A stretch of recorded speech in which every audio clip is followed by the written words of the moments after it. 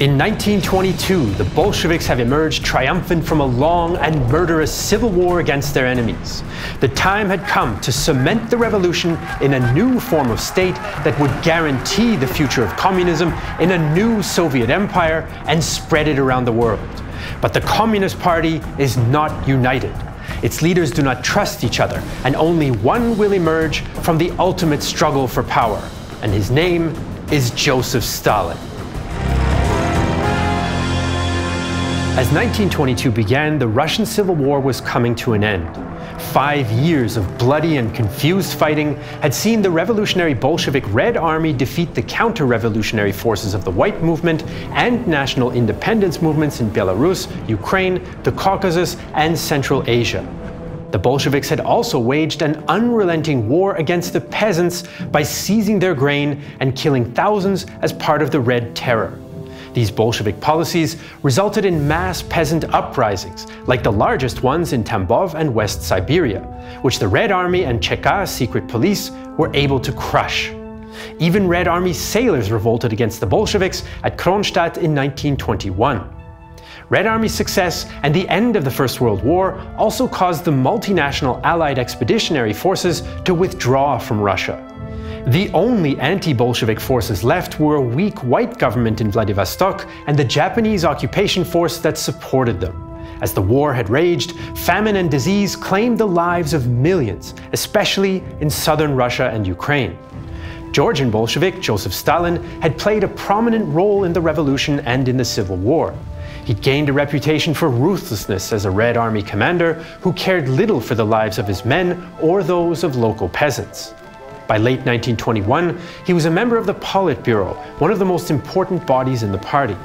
He was also a loyal follower of Vladimir Lenin, with whom he agreed on most issues, including the controversial new economic policy that abandoned some of Marx and Lenin's economic principles. But for all Stalin's influence, the real power inside the party was based on what government bodies that important members controlled. In Stalin's case, he was responsible for 2 people's commissariats, for nationalities and for worker and peasant inspection. Both of these departments were weak and had few resources. In fact, Stalin himself described the nationalities portfolio as nothing more than propaganda with no administrative authority. So Stalin was important, but his real opportunity for power grew out of an internal party struggle. The 2 most important figures in the party were the leader, Lenin, and War Commissar Leon Trotsky. Trotsky was influential since he had overseen the Red Army's war effort in the successful Civil War. He saw himself as Lenin's equal and sometimes challenged the leader's authority. Lenin wanted to retain his hold on the party, so he banned any internal opposition in a so-called factions ban. But this failed to stop the party leadership from splitting informally. In fact, Lenin depended on an internal alliance with his supporters to keep Trotsky and his supporters in check. One of Lenin's reliable comrades was Josef Stalin, and Lenin needed all the help he could get since his health was failing. Since mid-1921, he suffered badly from headaches, fatigue, even blackouts and bouts of paralysis. He began to spend more and more time at his dacha outside Moscow, away from the corridors of power. The declining Lenin felt Stalin was a loyal comrade, but not particularly smart. When Lenin appointed Stalin as Commissar for Nationalities, he gave a simple reason. We don't need someone smart for that department, so let's send Stalin. Well, the not-so-smart Stalin became more and more important to Lenin as the leader grew weaker and his struggle with Trotsky for control of the party became more intense. Early in 1922, Lenin arranged for Stalin to get the new position of General Secretary of the Central Committee of the Russian Communist Party. This was a new post in charge of mostly administering the Central Committee, but it also had a role in suppressing internal party opposition and centralizing party decision-making. It was bureaucratic work that many party heavyweights did not want, but Stalin liked it. His subordinates, like A.M. Nazaretian, often did not. In Stalin, Lenin has an entirely reliable Cerberus, who tirelessly guards the gates of the Central Committee of the Russian Communist Party. Lenin's illness made the internal power struggle more complicated, since it also raised the question of who would be the future leader. Trotsky seemed to be the frontrunner, but Stalin joined with top Lenin allies Grigory Zinoviev and Lev Kamenev in a so-called troika to oppose Trotsky.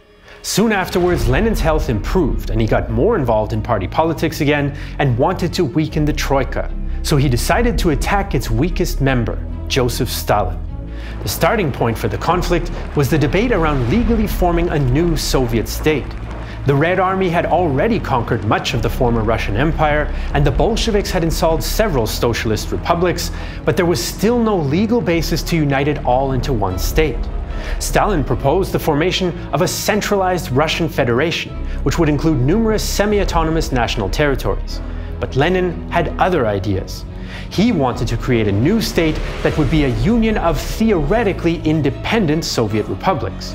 Some of the Bolshevik leaders from non-Russian regions like Ukraine and the Caucasus wanted more independence from Moscow, and Lenin's union would be a way to give them some on paper while denying it in practice. In September 1922, Lenin criticized Stalin's Russian Federation plan, and Stalin gave in. The two also clashed on the topic of foreign trade and the status of Georgia, and these troubles were a sign of conflicts to come. So Lenin, Trotsky and the Troika were struggling for power in the Communist Party that would soon rule a new state.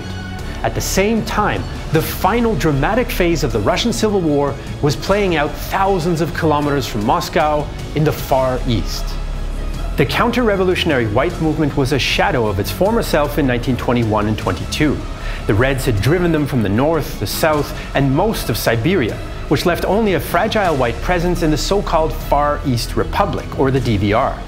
The DVR actually had two competing governments, a Bolshevik one based in Chita and controlled by Moscow, and a white provisional government in Vladivostok. The whites actually worked with a democratic parliament, the Zemstva, but also depended on the support of the large Japanese occupying force. They didn't have full control over the Pacific Maritime region either, and local Bolsheviks were actively trying to bring it under the control of Chita and Moscow. The whites also had some control over the Priamur province after they launched a coup there in 1921. The Japanese support for the whites was also uncertain. Many Japanese politicians wanted Tokyo to withdraw its troops, and the United States also pressured Japan to leave Russia. The Japanese military argued that they should stay to prevent Bolshevism from spreading to Japanese-controlled Manchuria and Korea. Russians of most political stripes also resented this foreign presence. The local population hesitated as to whether they should support the Bolsheviks or the whites, as white General Viktorin Molchanov admitted. The population as a whole treated our government with restraint, which made sense, because they never knew when the Reds would come.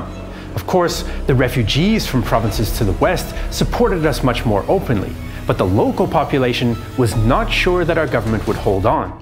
So they had to be careful.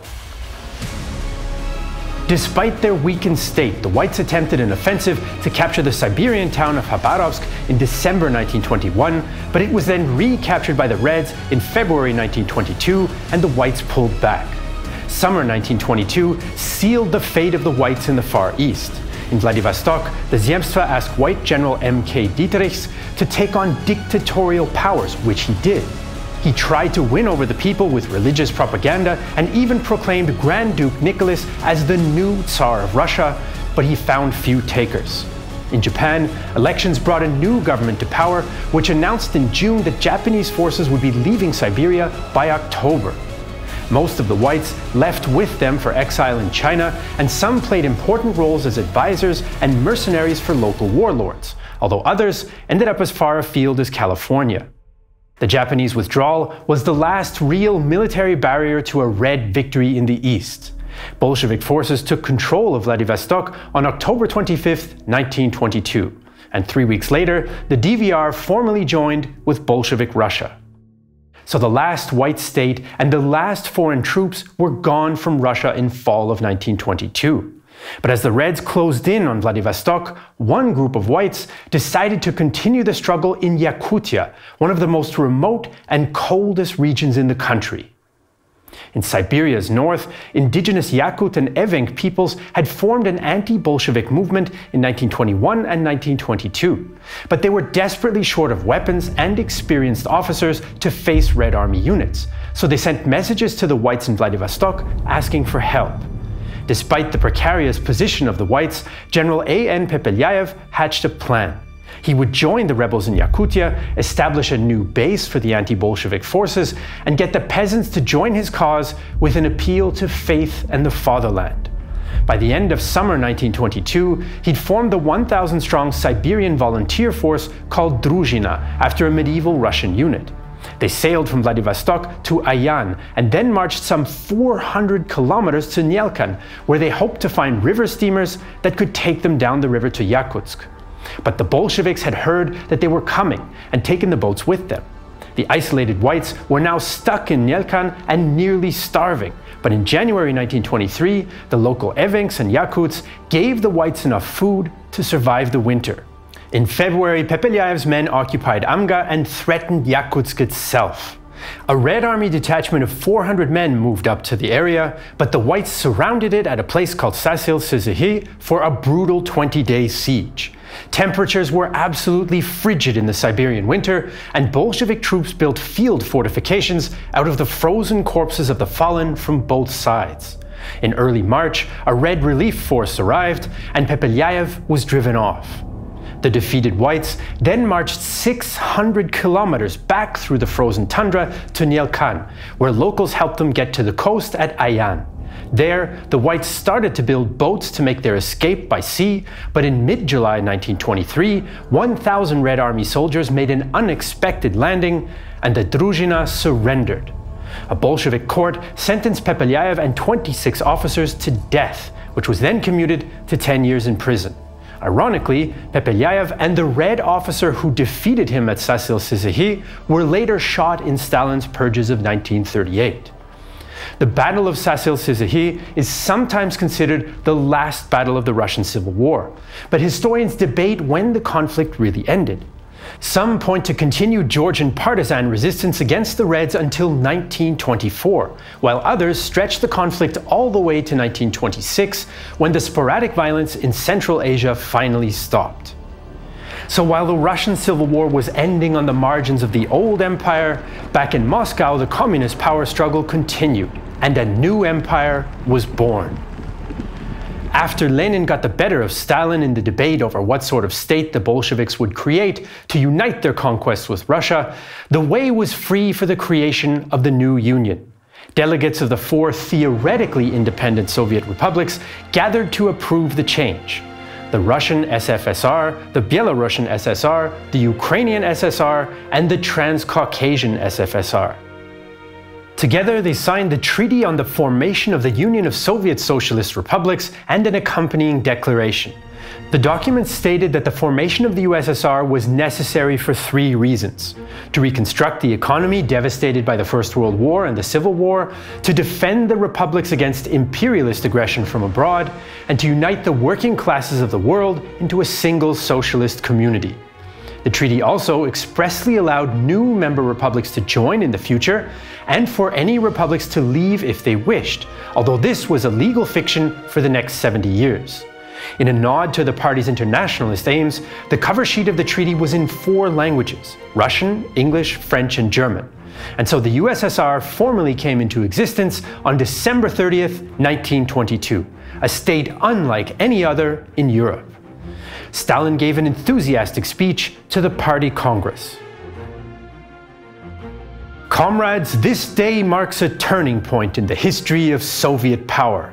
It places a landmark between the old period, now past, when the Soviet republics, although they acted in common, yet each followed its own path and was concerned primarily with its own preservation, and the new period, already begun, when an end is being put to the isolated existence of the Soviet Republic, when the republics are being united into a single union state for a successful struggle against economic ruin, and when the Soviet power is concerned not only with its preservation, but with developing into an important international force, capable of influencing the international situation and of modifying it in the interests of the working people. On January 1st, 1923, Soviet newspaper Izvestia carried the news to soon-to-be Soviet citizens.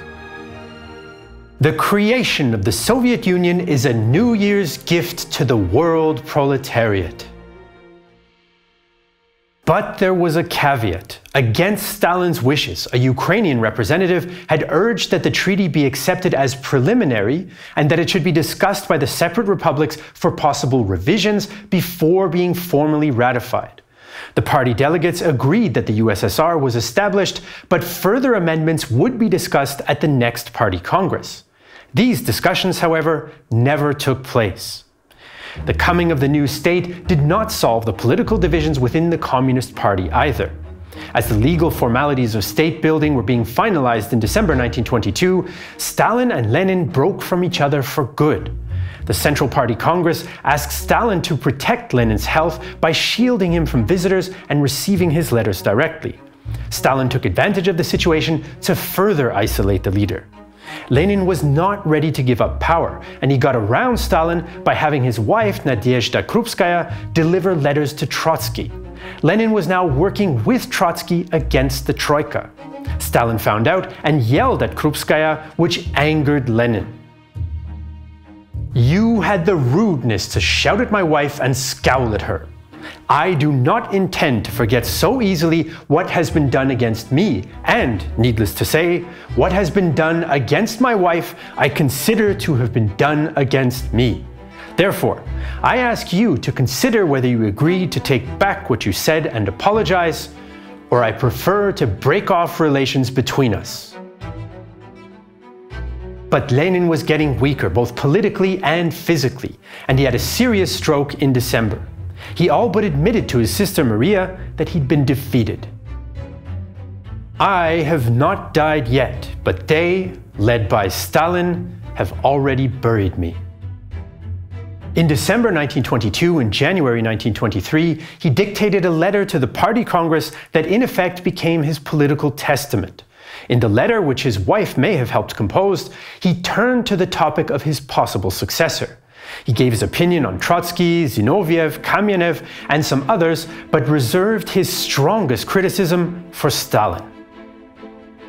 Stalin is too rude, and this flaw, which is quite tolerable in our midst and in communication between us communists, becomes intolerable for a general secretary. Therefore, I suggest that the comrades consider a way to remove Stalin from this position and appoint someone who has a single advantage over Comrade Stalin. Namely, he is more tolerant, more loyal, more polite, and more attentive to his comrades, and less capricious.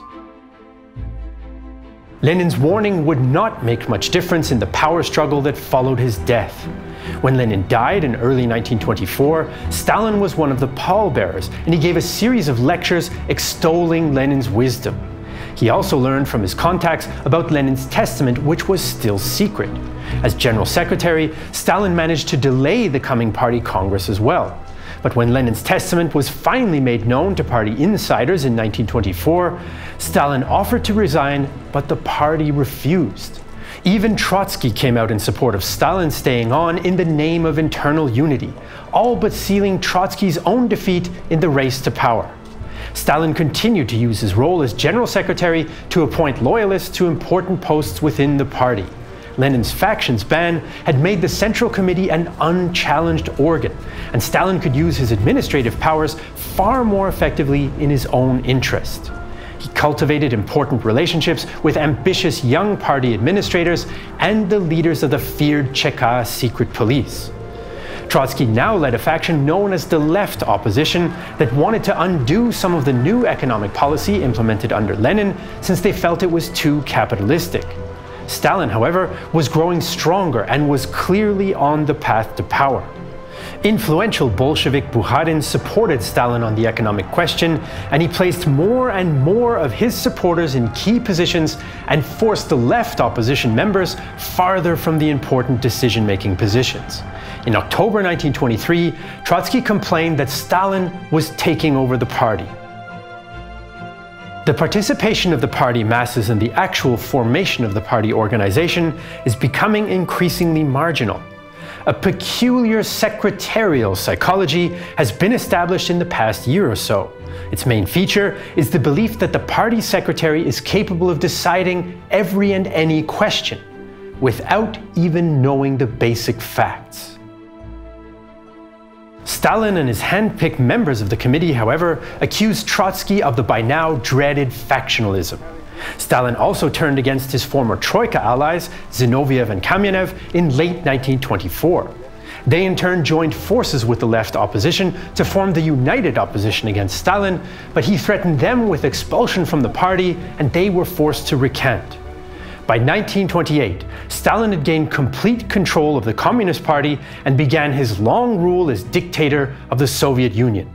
And his first order of business was to collectivize agriculture, and in so doing, bring the war against the peasants to new heights of brutality and mass murder. Years later, Stalin's power would reach its peak in 1945 at the end of World War II. We also made an epic documentary about the Battle of Berlin in 1945 called 16 Days in Berlin. It's 4.5 hours long, over 18 episodes, taking you through the battle day by day. It features original film footage from Soviet cameramen, never before seen photos of the battle, detailed maps and animations, and expert interviews with David Willey from the Tank Museum, Ian from Forgotten Weapons, and more. Unfortunately, we can't upload this series to YouTube because it shows the grim reality of the Second World War, and that would get us demonetized or worse.